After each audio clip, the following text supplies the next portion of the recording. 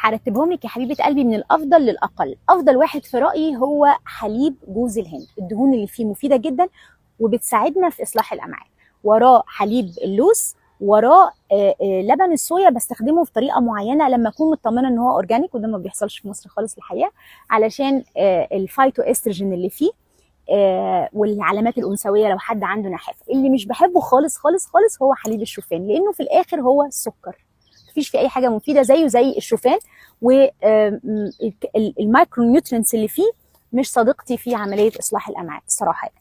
هو السؤال بقى احنا ليه محتاجين نستخدم بدايل الحليب؟ والله لو انا عندي حرمان من الكازين، عندي مشكله مع الكازين اللي هو البروتين بتاع اللبن، وانا محتاجه اشرب ميلك شيك او حاجه زي كده، اوكي، بيبقى تفاعل مناعي، بيبقى ارتشاح امعاء، بيبقى امراض مناعيه وعايزه اقلل حاله الالتهاب. انما لو انا بحطه كبديل للبن علشان اي حاجه، احنا الصح ان احنا نقلل